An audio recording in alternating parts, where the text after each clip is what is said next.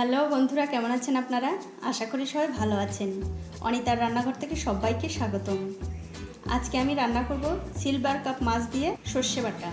তো ভিডিওটি শুরু করার আগেই বলি, আমার এই ছোট্ট চ্যানেলটি অবশ্যই সাবস্ক্রাইব করবেন আর পাশে থাকা বেল আইকনটি ক্লিক করতে ভুলবেন না। তাহলে আমি যদি নতুন কোনো ভিডিও নিয়ে আসি সবার আগে আপনি দেখতে পাবেন। তো চলুন শুরু করা যাক। প্রথমে দেখতে পাচ্ছেন এইখানে আমি 6 পিস সিলভার কাপ মাছ নিয়েছি। এটা কেটে ভালো করে ধুয়ে পরিষ্কার করে নিয়েছি। এখন আমি এই মাছটা লবণ আর হলুদের গুঁড়ো দিয়ে ভালো করে মাখিয়ে নেব। প্রত্যেকটা মাছের গায়ে যেন লবণ আর হলুদটা ভালো করে মেশে, সেরকম করে এরকম হাত দিয়ে মিশিয়ে দিতে হবে। এই দেখুন, মাছগুলোকে আমি ভালো করে লবণ আর হলুদ দিয়ে মাখিয়ে নিয়েছি। এবারে যে সর্ষে বাটাটা দিয়ে মাছটা রান্না করব, সেই সর্ষে বাটার একটা মশলা তৈরি করে নিচ্ছি। প্রথমে দেখতে পাচ্ছেন একটা বাটির মধ্যে আমি কিছু কালো সর্ষে আর কিছু সাদা সর্ষে নিয়েছি। এখন এই সর্ষের মধ্যে 3-4টে কাঁচা লঙ্কা আর সামান্য একটু জল দিয়ে মিক্সিতে ঘুরিয়ে নেব। আমি এটা মিক্সিতে ঘুরিয়ে নিচ্ছি, আপনারা শিলনোড়ায়ও বেটে নিতে পারেন। এই দেখুন বন্ধুরা, সর্ষে আর কাঁচা লঙ্কাটা আমি বেটে নিয়েছি। এবারে দেখতে পাচ্ছেন আমি গ্যাসটা জ্বালিয়ে একটা কড়াই গরম করতে দিয়েছি। কড়াইটা গরম হয়ে গেছে, কড়াইয়ের মধ্যে আমি সাদা তেল দিয়ে দিচ্ছি। তেলটা গরম হয়ে গেলে এই মাছগুলো একটা একটা করে দিয়ে আমি ভেজে নেব। এই দেখুন, তেলটা গরম হয়ে গেছে। আমি একটা খুন্তি দিয়ে কড়াইয়ের চারিদিকে তেলটা ছড়িয়ে দিচ্ছি, যাতে কড়াইয়ের সঙ্গে মাছটা লেগে না যায়।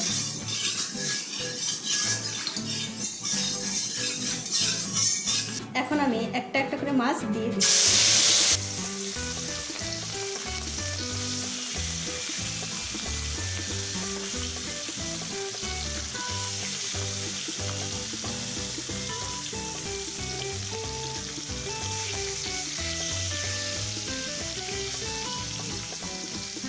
এই দেখুন, মাছের এক দিকটা হয়ে গেছে, অন্য দিকটা আমি ঘুরিয়ে দিচ্ছি।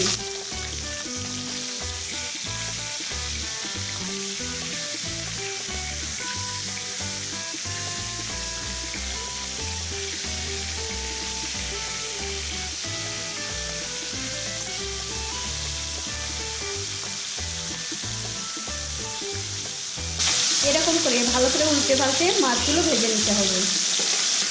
এই দেখুন বন্ধুরা, এই মাছগুলো ভাজা আমার হয়ে গেছে, এগুলো আমি তুলে নিচ্ছি।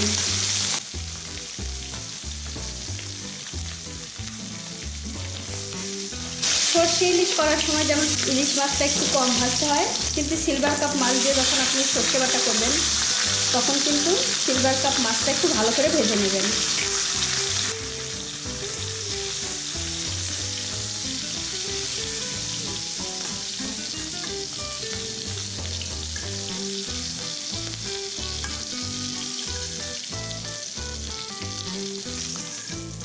এরকম করে সবগুলো মাছই ভেজে নিতে হবে।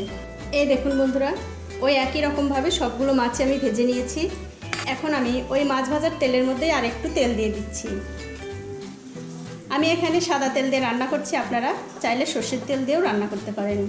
তেলটা গরম হয়ে গেছে, তেলের মধ্যে আমি 2টো তেজপাতা, 2টো শুকনো লঙ্কা আর একটু কালো জিরা ফোড়ন দিয়ে দিলাম। দিয়ে দেওয়ার পর হালকা একটু নাড়াচাড়া করে দিয়ে এই যে আমি সর্ষে আর কাঁচা লঙ্কাটা বেটে রেখেছি সেটা দিয়ে দিচ্ছি।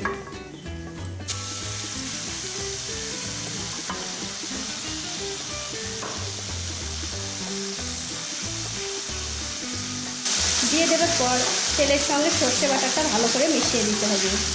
এই দেখুন, সর্ষে বাটাটা আমি তেলের সঙ্গে ভালো করে মিশিয়ে দিয়েছি। এবারে যে মিক্সিটাতে আমি মশলাটা করেছিলাম, সেই মিক্সিটা ধুয়ে একটু জল দিয়ে দিচ্ছি, যাতে মিক্সিতে লেগে থাকা মশলাটা নষ্ট না হয়। দিয়ে দেওয়ার পর এরকম করে ভালো করে মিশিয়ে দিয়ে এর মধ্যে আমি লবণ, হলুদের গুঁড়ো, লঙ্কার গুঁড়ো, জিরার গুঁড়ো আর ধনের গুঁড়ো দিয়ে দিলাম। দিয়ে দেওয়ার পর সর্ষের সঙ্গে সব মশলাগুলো ভালো করে এরকম নাড়াচাড়া করে দিয়ে মিশিয়ে দিতে হবে। যখন সব মশলাগুলো মিশে যাবে, তখন এই যে দেখতে পাচ্ছেন আমি একটু গরম জল করে রেখেছি, সেই গরম জলটা দিয়ে দিচ্ছি। দিয়ে দেওয়ার পর এরকম ভালো করে নাড়াচাড়া করে সর্ষের সঙ্গে ঝোলটা মিশিয়ে দিতে হবে। আমি আর একটু গরম জল দিয়ে দিচ্ছি। এখন এই ঝোলটা যখন ফুটে উঠবে, তখন এই মাছগুলো আমি একটা একটা করে ঝোলের মধ্যে দিয়ে দেব। এই দেখুন, ঝোলটা এখন ফুটছে। এখন আমি একটা একটা করে মাছ ঝোলের মধ্যে দিয়ে দিচ্ছি।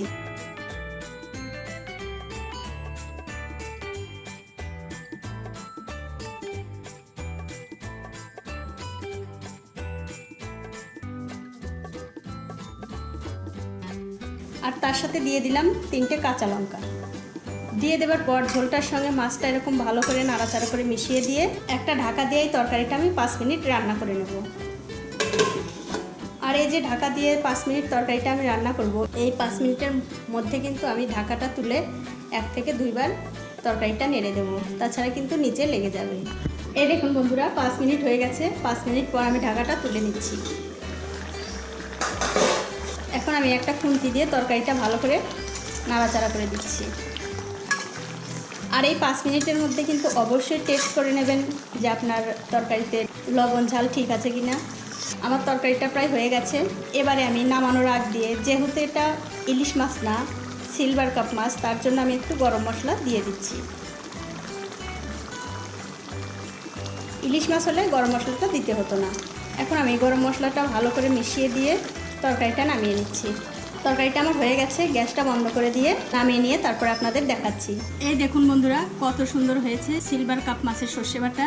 আমি যেভাবে রান্না করলাম এইভাবে রান্না করে খেয়ে দেখবেন, খুবই ভালো লাগবে, প্রায় ইলিশ মাছের কাছাকাছি। তো বন্ধুরা ভিডিওটি যদি আপনাদের ভালো লেগে থাকে অবশ্যই একটা লাইক করবেন, কমেন্ট করবেন আর শেয়ার করবেন আপনার বন্ধুদের সাথে, যাতে তারা এই মাছ রান্নার বিষয়গুলো জানতে পারে এবং শিখতে পারে। সবাই ভালো খাবেন, ভালো থাকবেন আর সবাইকে ভালো রাখবেন। আজ এই পর্যন্তই, দেখা হবে অন্য কোনো নতুন ভিডিও নিয়ে।